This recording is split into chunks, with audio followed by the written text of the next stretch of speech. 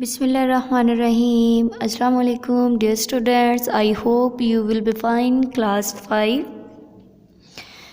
Today we will read unit number 3 from page number 36. This is our fourth lecture. In this lecture we will read the topic of unit number 3, measures to reduce pollution.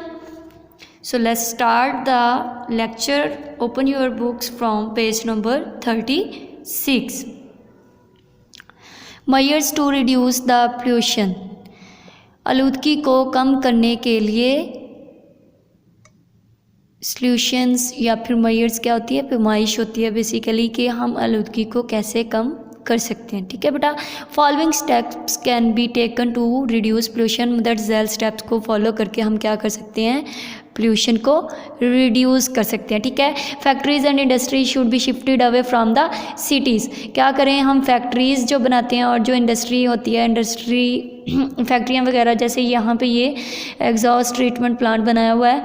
ठीक है, तो क्या होता है कि जो industries और factories हैं इनको हम क्या करें, अपने शहरों से दूर बनाएं। ठीक है, इनको क्या करें, शहरों से दूर बनाएं। इंडस्ट्रियल वेस्ट, इंडस्ट्री का कूड़ा करकट should be treated and made ineffective बेटा क्या होता है, गैर मॉइस्चर, यानी कि उसके जो नुकसानदेह केमिकल्स होते हैं उनको ख़त्म करके उसे असरअंदाज बनाना before releasing into the atmosphere. यानी कि जो इंडस्ट्रीज़ का कूड़ा करकट होगा उनको एटमॉस्फेयर में रिलीज़ करने से पहले उनका क्या करना चाहिए, उनको गैर मॉइस्चर बना देना चाहिए, उनकी ट्रीटमेंट करनी चाहिए। जैसे एग्जॉस्ट ट्रीटमेंट प्लांट यहाँ पे लगाया हुआ है धुएँ का ट्रीटमेंट के लिए। ठीक है बेटा, इसको एटमॉस्फेयर में छोड़ने से पहले क्या करना है, इसको इनइफेक्टिव बनाना है, ट्रीटमेंट करना है इसका। उसके industrial waste and sewage should not be added into the fresh water of rivers और अदर वाटर बॉडीज़।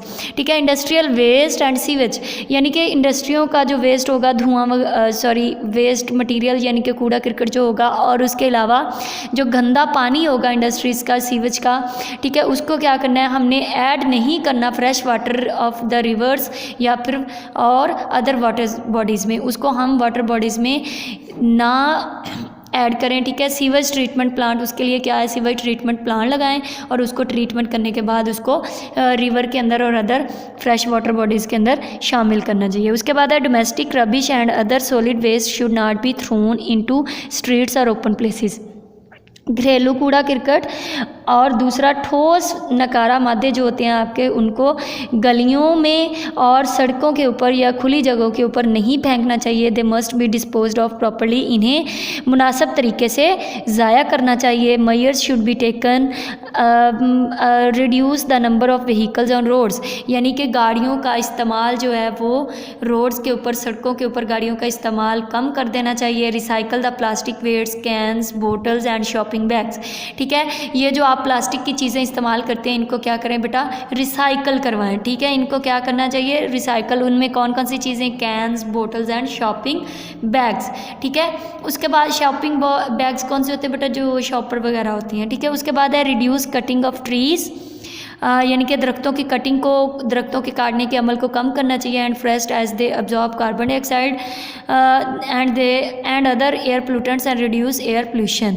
ठीक है, अब वो कह रहा है कि जब हम दरख्तों को कम काटेंगे तो क्या होगा, ये कार्बन डाइऑक्साइड का इस्तेमाल करेंगे, और कार्बन डाइऑक्साइड जो इस्तेमाल करेंगे तो क्या है, वो एक एयर पोल्यूटेंट है, इससे क्या होगा, एयर पोल्यूशन कम हो जाएगा। ठीक है, उसके बाद बेटा क्या है, ये डिस्पोजल ऑफ रबिश दिखाया हुआ है। ठीक है, ये क्लोरोफ्लोरो फ्री प्रोडक्ट्स हैं। ठीक है, अब क्या है कि क्लोरोफ्लोरोकार्बन्स कौन सी होती हैं बेटा, जो क्लोरीन, फ्लोरीन और कार्बन से मिलके बनी होती हैं। ठीक है, कंपाउंड्स हैं, ये केमिकल्स हैं जो क्लोरीन, फ्लोरीन और कार्बन से मिलके बने होते हैं। ये कहाँ पे इस्तेमाल होते हैं, ये हमारे एसी वगैरह और फ्रिज वगैरह जो हम घरों में इस्तेमाल करते हैं। Used in air conditioner, refrigerator और freezer. If accidentally release in air will damage the protective ozone layer beyond the atmosphere on the earth. वो कहता है हमारे एटमॉस्फेयर के नीचे, ज़मीन के ऊपर एक लेयर है जो क्या करती है, हमारे टेम्परेचर को कम रखती है। वो उस लेयर को हम क्या कहते हैं, ओजोन लेयर। ठीक है, अगर ये क्लोरोफ्लोरोकार्बन्स का इस्तेमाल हम ज़्यादा करते हैं तो जब ये हवा में दाखिल हो जाएंगी, इंटर हो जाएंगी, तो ये क्या करेंगी, उस ओजोन लेयर को तबाह कर देंगी। ठीक है बेटा, ओजोन लेयर क्या करती है, ये हमें सूरज से आने वाली नुकसानदेह अल्ट्रावायलेट रेडिएशन से बचाती है। उसके बाद क्या है, this can lead to very serious consequence on human health. अब क्या है कि जब ये ओजोन लेयर तबाह होगी देन क्या होगा, ये बहुत से हार्मफुल यानी कि बहुत ख़तरनाक साबित होगी इंसानी ज़िंदगी के लिए, इंसानी सेहत के लिए, ठीक है। It is therefore important that alternate to chlorofluorocarbons should be used to avoid damage to our earth natural system। तो इसलिए हमारे लिए ज़रूरी है कि हम जो क्लोरोफ्लोरोकार्बन वाली चीज़ें इस्तेमाल करते हैं उनका अल्टरनेट करें, ठीक है। उनका अल्टरनेट क्या होता है बेटा, उनको चेंज करके इस्तेमाल करें ताकि हमारी जो ज़मीन का कुदरती निज़ाम है उसको हम क्या करें, नुकसान से बचा सकें, ठीक है, अवॉइड बचा सकें डैमेज नुकसान से आवर अर्थ नेचुरल सिस्टम, हमारा ज़मीनी कुदरती निज़ाम को, ठीक है बेटा।